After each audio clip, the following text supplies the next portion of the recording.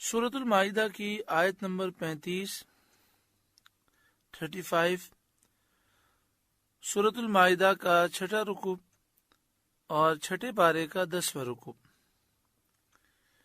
یا ایھا الذین آمنوا اتقوا اللہ، اے ایمان والوں اللہ سے ڈرو، وابتغوا الیہ الوسیلہ، اور اللہ کی طرف وسیلہ ڈھونڈو جس کی بدولت تمہیں اللہ کا قرب نصیب ہو، اللہ کا قرب حاصل ہو۔ ہمارے نیک اعمال یہ بھی اللہ کے قرب کا ذریعہ ہیں۔ جب بندہ نماز ادا کرتا ہے، لمبے لمبے سجدے کرتا ہے، تہجد پڑھتا ہے، سحری کے وقت دعائیں کرتا ہے، قرآن پاک کی تلاوت کثرت سے کرتا ہے، اللہ اور اس کے رسول کی فرما برداری کرتا ہے، غریبوں کی مدد کرتا ہے، پریشان حال کی پریشانیاں دور کرتا ہے، تو یہ وہ اعمال ہیں جس سے اللہ کا قرب نصیب ہوتا ہے۔ ہمارے اعمال ہمیں معلوم نہیں کہ مقبول ہوئے کہ نامقبول، پھر بھی ہمارے اعمال قرب الہی کا ذریعہ ہیں۔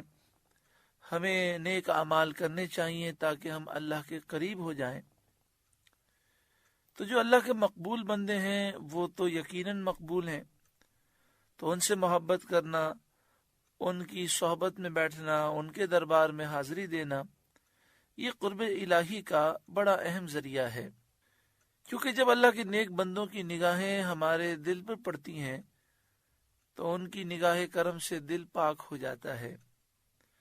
اب دیکھیں، جو لوگ نبی اکرم صلی اللہ علیہ وآلہ وسلم پر ایمان لائے، یعنی صحابہ کرام، انہوں نے ایک لمحے کے لیے نبی اکرم صلی اللہ علیہ وآلہ وسلم کی صحبت پائی، ایک دفعہ دیدار کیا اور پھر ساری زندگی ایمان پر قائم رہے، وہ صحابی ہیں۔ سارے دنیا کے عبادت گزار، زاہد اور ولی، غوث، قطب، ابدال جمع ہو جائیں، پھر بھی ایک صحابی کے درجے کو نہیں پہنچ سکتے۔ تو اس لیے اللہ والوں کی خدمت اور ان کے دربار میں حاضری یہ قرب الہی کا بڑا اہم ذریعہ ہے۔ وصال سے پہلے بھی ان کے دربار میں حاضری ہونی چاہیے، اور وصال کے بعد بھی ان کے مزارات پر حاضری یہ ان کی نگاہ کرم کا بہت بڑا ذریعہ بنتی ہے۔ ان کی خدمت میں جب حاضر ہوں تو ان سے عرض کریں کہ آپ ہم پر نگاہ کرم فرمائیں، ہمارے لیے دعا کریں، ہمیں چاہیے کہ ہم ان کے وسیلے سے دعا کریں۔ یہ سب قرب الہی کا ذریعہ ہے، اور یہ سب کرنا قرآن مجید فرقان حمید کی اس آیت پر عمل کرنا ہے۔ اس کی کئی واقعات ہیں، اگر تفصیل جاننا چاہیں تو کتاب معیار ہدایت کا مطالعہ کریں۔ یا ایھا الذین آمنوا اتقوا اللہ، اے ایمان والوں اللہ سے ڈرو، وابتغوا الیہ الوسیلہ، اور اللہ کی طرف وسیلہ ڈھونڈو، وجاہدوا فی سبیلہ، اور اس کی راہ میں جہاد کرو، لعلکم تفلحون، اس امید پر کہ تم کامیاب ہو جاؤ۔ اللہ سے ڈرنا، اللہ کے قرب کا وسیلہ تلاش کرنا، اور اللہ کی راہ میں جہاد کرنا۔ اللہ کی راہ میں جہاد جان سے ہو، مال سے ہو، اپنی اولاد سے ہو، اپنی صلاحیتوں سے ہو، جسم کی تمام اعضاء سے ہو، زبان سے ہو، ہاتھوں سے ہو، دین کی سربلندی کے لیے کوششیں کرنا، اور دن رات یہ فکر ہو کہ میں دین اسلام کی خدمت کروں اور دین کی سربلندی کے لیے کوشش کروں۔ اللہ تعالی ہمیں جذبہ جہاد اور شوق شہادت نصیب فرمائے۔ ان الذین کفروا، بے شک وہ لوگ جو کافر ہوئے، لو ان لہم ما فی الارض جمیعا، اگر ان کے لیے ساری زمین کی ساری دولت ہو جائے، جو کچھ زمین میں ہے سب کا سب ان کے خزانے میں آ جائے، وَمِثْلَهُ مَعَهُ، اور اتنا ہی اور ان کے پاس ہو، لیفتدوا به من عذاب یوم القیامہ، اسے دے کر قیامت کے عذاب سے اپنی جان چھڑانے کی کوشش کریں۔ یعنی مراد یہ ہے کہ اللہ کا عذاب اتنا سخت ہے کہ اگر ان کافروں کے پاس ساری دنیا کی دولت بلکہ اس سے ڈبل دولت بھی ہو، قیامت کے میدان میں جب عذاب دیکھیں گے تو کوشش یہ ہوگی کہ ساری دولت لے لی جائے اور عذاب سے ہم بچ جائیں۔ ما تقبل منہم، تو ان سے نہ لیا جائے گا، وَلَهُمْ عَذَابٌ أَلِيمٌ، اور ان کے لیے دردناک عذاب ہے۔ یعنی کافروں کے لیے عذاب لازم ہے اور اس سے بچنے کا کوئی راستہ نہیں۔ یریدون، وہ ارادہ کریں گے، ان یخرجوا من النار، کہ وہ نکل جائیں جہنم سے، جہنم سے نکلنا وہ چاہیں گے، وما هم بخارجین منہا، اور وہ اس سے نہ نکلیں گے، کبھی ادھر بھاگیں گے جہنم میں، کبھی ادھر بھاگیں گے، لیکن عذاب سے فرار نہ ہوگا، کبھی جہنم سے نکل نہ سکیں گے۔ وَلَهُمْ عَذَابٌ مُقِيمٌ، اور ان کے لیے ہمیشہ کا عذاب ہے، ہمیشہ جہنم میں کافر جلتے سڑتے رہیں گے۔ اللہ ہمیں ایمان کی سلامتی عطا فرمائے۔ وَالسَّارِقُ وَالسَّارِقَةُ، اور جو مرد یا عورت چور ہو، فَاقْطَعُوا أَيْدِيَهُمَا، تو ان کا ہاتھ کاٹو، جزاء بما کسبا نکالا من اللہ، ان کے کیے کا بدلہ اللہ کی طرف سے سزا، واللہ عزیز حکیم، اور اللہ غالب حکمت والا ہے۔ چور مرد یا چور عورت ہو، یا تو چور نے خود 2 مرتبہ اقرار کیا ہو،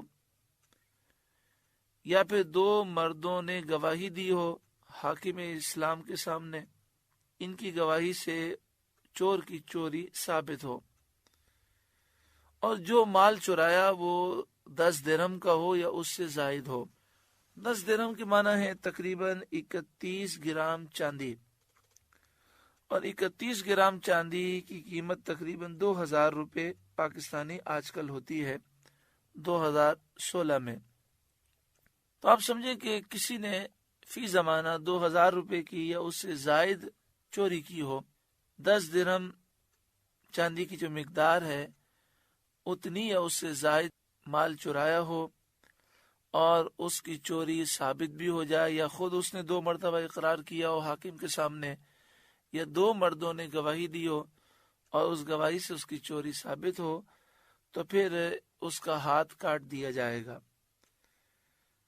یہاں پہ فرمایا فَاقْطَعُوا أَيْدِيَهُمَا، تم ان کا ہاتھ کاٹو۔ یہاں ہاتھ سے مراد سیدھا ہاتھ ہے۔ پہلی مرتبہ کی چوری میں سیدھا ہاتھ کاٹا جائے گا، پھر دوبارہ اگر چوری کرے گا تو الٹا پاؤں کاٹا جائے گا، اگر اس کے بعد اگر چوری کرے گا تو قید کیا جائے گا یہاں تک کہ وہ توبہ کرے۔ چور کا ہاتھ کاٹنا تو واجب ہے، لیکن اگر چور کو گرفتار کیا جائے اور چرایا ہوا مال اس کے پاس موجود ہو تو وہ بھی اصل مالک کو واپس کرنا واجب ہے، اور اگر چور نے وہ مال خود ضائع کر دیا ہو تو بھی اس سے تاوان لیا جائے گا۔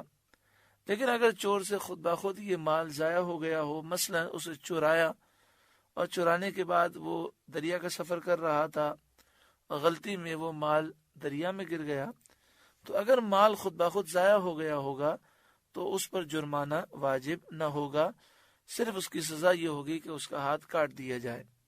جزاء بما کسب نکالا من اللہ، یہ پورے کا پورا بدلہ ہے اس جرم کا جو انہوں نے کیا۔ نکالا من اللہ، اللہ کی طرف سے یہ عبرت ہے کہ لوگ ڈریں اور آئندہ چوری نہ کریں۔ واللہ عزیز حکیم، اور اللہ غالب حکمت والا ہے۔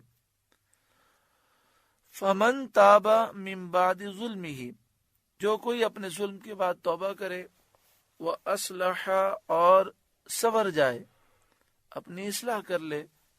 فَإِنَّ اللَّهَ يَتُوبُ عَلَيْهِ، تو اللہ اپنی مہربانی سے اس پر رجوع فرمائے گا، اپنی رحمت فرمائے گا اور اس کی توبہ قبول فرمائے گا۔ مراد یہ ہے کہ آخرت کے عذاب سے توبہ کرنے والا بچ جائے گا۔ ان اللہ غفور الرحیم، بے شک اللہ بخشنے والا مہربان ہے۔ الم تعلم ان اللہ لہ ملک السماوات والارض، کیا تجھے معلوم نہیں کہ اللہ کے لیے ہے آسمانوں اور زمین کی بادشاہت؟ یعذب من یشاء، جسے چاہتا ہے عذاب دیتا ہے، ویغفر لمن یشاء، اور جسے چاہتا ہے بخش دیتا ہے۔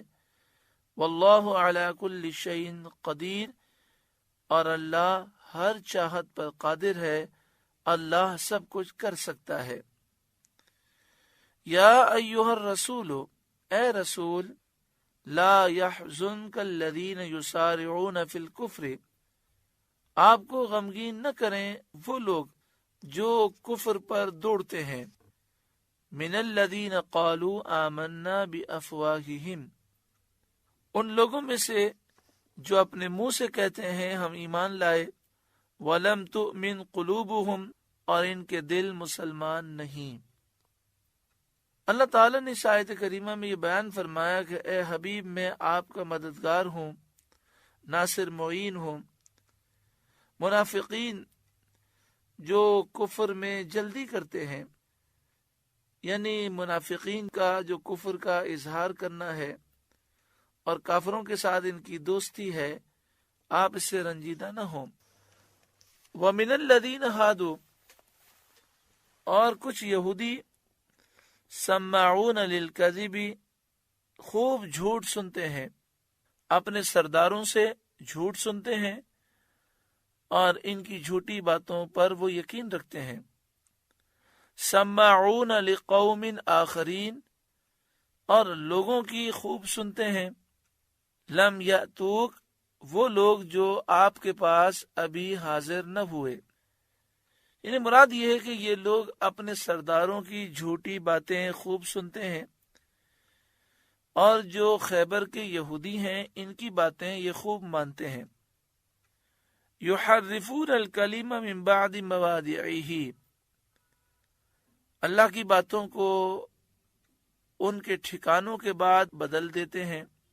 توریت، یہ اس میں رد و بدل کرتے ہیں، خاص طور پر یہودی توریت میں رد و بدل کرتے۔ یقولون، وہ کہتے ہیں، ان اوتیتم ھذا فخذوہ، یہ حکم تمہیں ملے تو مانو، وَإِن لَّمْ تُؤْتَوْهُ فَاحْذَرُوا، اور یہ نہ ملے تو بچو۔ اس کا شأن نزول یہ ہے کہ خیبر کے یہودیوں میں سے جو مالدار تھے، بڑے خاندان سے ان کا تعلق تھا، اس میں سے ایک شادی شدہ مرد نے ایک شادی شدہ عورت سے زنا کیا۔ توریت میں اس کی سزا یہی تھی کہ پتھر مار مار کر ہلاک کر دیا جائے، سنسار کیا جائے۔ یہ بات انہیں پسند نہ تھی، اس لیے انہوں نے چاہا کہ اس مقدمے کا فیصلہ نبی اکرم صلی اللہ علیہ وآلہ وسلم سے کرائیں۔ چنانچہ ان دونوں مجرموں کو ایک جماعت کے ساتھ مدینہ طیبہ بھیجا گیا، اور انہوں نے لوگوں سے کہہ دیا کہ تم حضور کے پاس جاؤ، اگر نبی اکرم صلی اللہ علیہ وآلہ وسلم کوڑوں کی سزا دیں تو مان لینا، اور سنسار کرنے کا حکم دیں، آپ فرمائیں کہ پتھر مار مار کے ہلاک کر دو، تو مت ماننا۔ وہ لوگ بنی قریظہ اور بنی نودیر کے یہودیوں کے پاس آئے۔ انہوں نے خیال کیا کہ یہ نبی اکرم صلی اللہ علیہ وآلہ وسلم کے ہم وطن ہیں، یہ لوگ مدینے میں رہتے ہیں، اور ان کے ساتھ آپ صلی اللہ علیہ وآلہ وسلم کی صلح بھی ہے، معاہدہ بھی ہے، تو ان کی سفارش سے کام ہمارا بن جائے گا۔ چنانچہ یہودیوں کے سردار میں سے کعب بن اشرف، کعب بن اسد، سعید بن عمرو، مالک بن سیف، کنانہ بن ابی الحقیق وغیرہ انہیں لے کر حضور صلی اللہ علیہ وآلہ وسلم کی خدمت میں حاضر ہوئے۔ مسئلہ پوچھا، نبی اکرم صلی اللہ علیہ وآلہ وسلم نے فرمایا کیا میرا فیصلہ مانو گے؟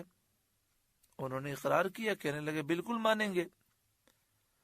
آیت رجم نازل ہوئی اور سنسار کرنے کا حکم دیا گیا۔ آپ نے فرمایا ان دونوں پر پتھر برسائے جائیں اتنے کہ یہ ہلاک ہو جائیں۔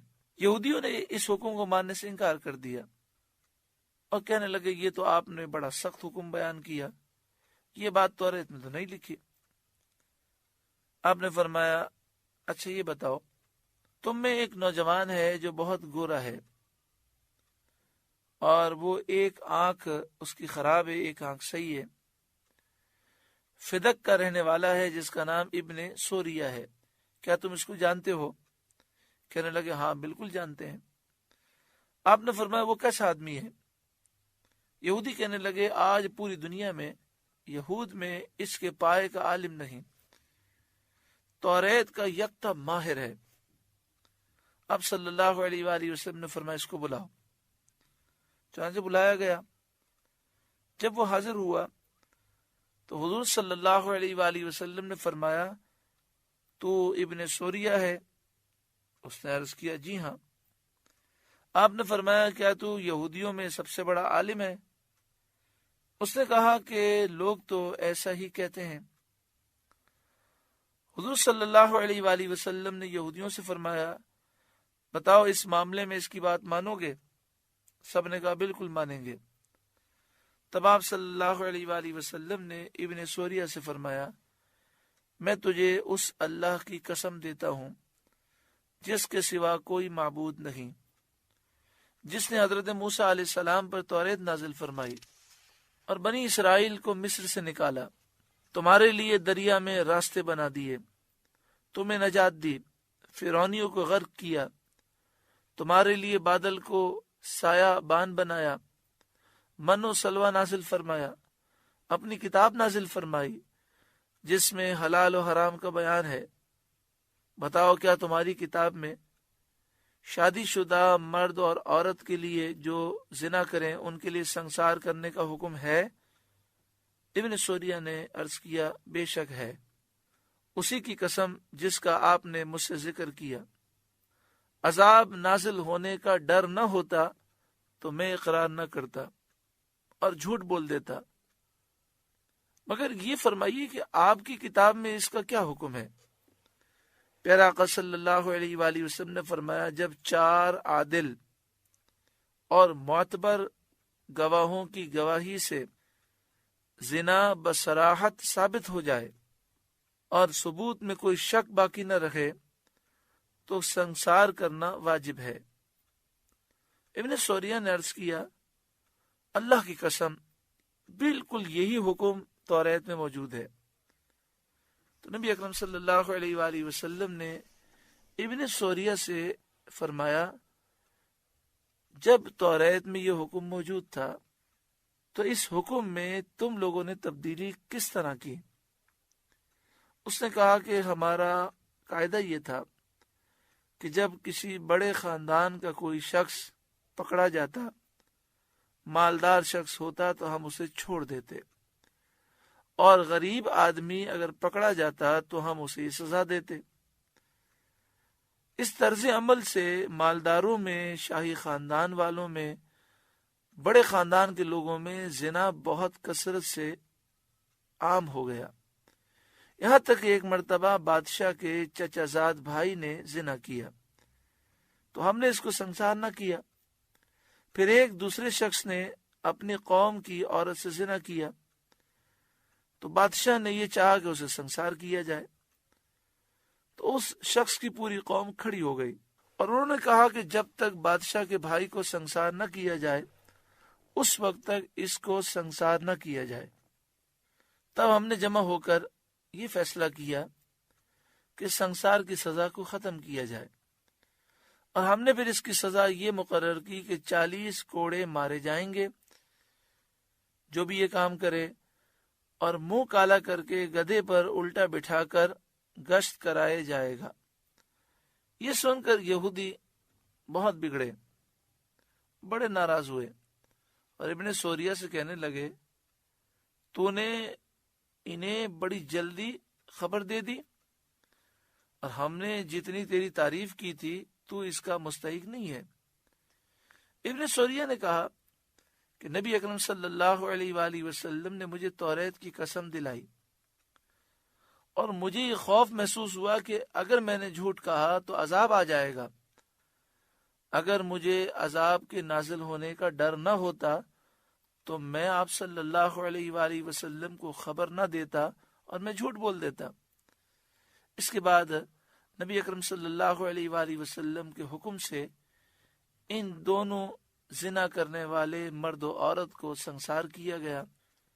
تو یہاں یہ فرمایا گیا کہ ان لوگوں نے جب اپنی قوم کو نبی اکرم صلی اللہ علیہ وآلہ وسلم کی طرف بھیجا، یقولون، وہ کہتے ہیں، ان اوتیتم ھذا فخذوہ، یہ حکم تمہیں ملے تو مانو، یعنی نبی اکرم صلی اللہ علیہ وآلہ وسلم اگر کوڑوں کی سزا دیں تو مان لینا، وَإِن لَّمْ تُؤْتَوْهُ فَاحْذَرُوا، اور یہ نہ ملے تو بچو، یعنی اگر یہ سنسار کا حکم دیں تو پھر تم اسے نہ ماننا۔ وَمَن يُرِدِ اللَّهُ فِتْنَتَهُ فَلَن تَمْلِكَ لَهُ مِنَ اللَّهِ شَيْئًا، اور جسے اللہ گمراہ کرنا چاہے تو ہرگز تو اللہ سے اس کا کچھ بنا نہیں سکے گا۔ أُولَئِكَ الَّذِينَ لَمْ يُرِدِ اللَّهُ أَن يُطَهِّرَ قُلُوبَهُمْ، یہ وہ ہیں کہ اللہ نے ان کا دل پاک کرنا نہ چاہا۔ لَهُمْ فِي الدُّنْيَا خِزْيٌ، ان کے لیے دنیا میں رسوائی ہے، وَلَهُمْ فِي الْآخِرَةِ عَذَابٌ عَظِيمٌ، اور انہیں آخرت میں بڑا عذاب ہے۔ سَمَّاعُونَ لِلْكَذِبِ أَكَّالُونَ لِلسُّحْتِ، لوگ کہتے ہیں کہ نرمی سے بات ہونی چاہیے۔ میں نے آپ کے سامنے قرآن کریم کی ایک آیت کا حصہ پڑھا ہے، اس کا ترجمہ سنیں۔ اعلیٰ حضرت امام اہل سنت امام احمد رضا علیہ الرحمہ اس کا ترجمہ کرتے ہیں، سماعون للکذب اکالون للسحت، یہودیوں کے بارے میں فرمایا گیا بڑے جھوٹ سننے والے، بڑے حرام خور، یعنی یہ یہودی بہت بڑے حرام خور ہیں اور بہت زیادہ جھوٹ سننے والے، جھوٹ پر یقین کرنے والے ہیں۔ آج بھی پوری دنیا میں یہ یہودی اور جو یہودیوں کا پٹھو ہے میڈیا، جھوٹی خبریں عام کرتا ہے، جھوٹ کو سن کر ہی لوگ یقین کرتے ہیں اور سچ اور جھوٹ کو اس قدر ملا دیتے ہیں کہ بسا اوقات جھوٹ لوگوں کے لیے سچ کا شائبہ دیتا ہے۔ اللہ تبارک و تعالی یہودیوں کی حرکتوں سے اور جو یہودیوں کے ایجنٹ ہیں ان کی حرکتوں سے اللہ تعالیٰ مسلمانوں کو ان کے شر سے محفوظ فرمائے۔ یہاں فرمایا گیا یہ یہودی بڑے حرام خور ہیں، یعنی یہودیوں میں جو حاکم ہیں، جو قاضی ہیں، جو بڑے عہدیدار ہیں، یہ رشوت لیتے ہیں اور رشوت لے کر حرام کو حلال کرتے ہیں اور شریعت کے احکام بدل دیتے ہیں۔ شرعی مسئلہ یہ ہے کہ رشوت کا لینا دینا دونوں حرام ہے۔ حدیث شریف میں رشوت لینے دینے والے دونوں پر لعنت آئی ہے۔ قال رسول اللہ صلی اللہ علیہ وسلم الراشی والمرتشی کلاہما فی النار، رشوت لینے والا، رشوت دینے والا دونوں جہنمی ہیں۔ اگلی شاد فرمایا فَإِن جَاءُوكَ فَاحْكُمْ بَيْنَهُمْ أَوْ أَعْرِضْ عَنْهُمْ، تو اے محبوب اگر یہ آپ کے حضور حاضر ہوں تو آپ ان میں فیصلہ فرمائیں یا آپ ان سے اعراض کر لیں، آپ کے لیے دونوں اختیارات ہیں۔ یعنی اہل کتاب اگر آپ کے پاس کوئی مقدمہ لائیں تو آپ کو اختیار ہے، آپ فیصلہ فرمائیں یا نہ فرمائیں۔ وَإِن تُعْرِضْ عَنْهُمْ، اور اگر آپ ان سے منہ پھیر لیں، ان کے درمیان فیصلہ نہ کریں، فَلَن يَضُرُّوكَ شَيْئًا، تو وہ آپ کا کچھ نہ بگاڑ سکیں گے، آپ کو کچھ بھی نقصان نہ دے سکیں گے۔ وَإِنْ حَكَمْتَ فَاحْكُمْ بَيْنَهُمْ بِالْقِسْطِ، اور اگر ان میں فیصلہ آپ فرمائیں تو انصاف سے فیصلہ فرمائیں۔ ان اللہ یحب المقسطین، بے شک اللہ انصاف کرنے والوں کو پسند فرماتا ہے۔ وَكَيْفَ يُحَكِّمُونَكَ، اور وہ آپ سے کیوں کر فیصلہ چاہیں گے۔ وَعِندَهُمُ التَّوْرَاةُ فِيهَا حُكْمُ اللَّهِ، حالانکہ ان کے پاس توریت ہے، اس میں اللہ کا حکم موجود ہے۔ اور وہاں توریت میں لکھا ہے کہ جو شادی شدہ مرد و عورت زنا کریں ان کی سزا سنسار کرنا ہے، پتھر مار مار کے ہلاک کر دیا جائے۔ ثم یتولون من بعد ذلک، پھر یہ لوگ اسی حکم سے منہ پھیرتے ہیں، توریت پر ایمان لانے کا وہ دعویٰ بھی کرتے ہیں، اور انہیں معلوم بھی ہے کہ توریت میں رجم کرنے کا اور سنسار کرنے کا حکم موجود ہے، پھر بھی اسے نہیں مانتے۔ اور بڑے تعجب کی بات ہے کہ آپ کو نبی نہیں مانتے اور وہ آپ سے فیصلہ کرانے آتے ہیں۔ وَمَا أُولَئِكَ بِالْمُؤْمِنِينَ، اور وہ ہرگز ایمان لانے والے نہیں ہیں۔ سورۃ المائدہ کا 6واں رکوع مکمل ہوا۔ اللہ رب العالمین اس رکوع کے نور سے ہمارے قلوب کو روشن و منور فرمائے۔ اللہ اللہ اللہ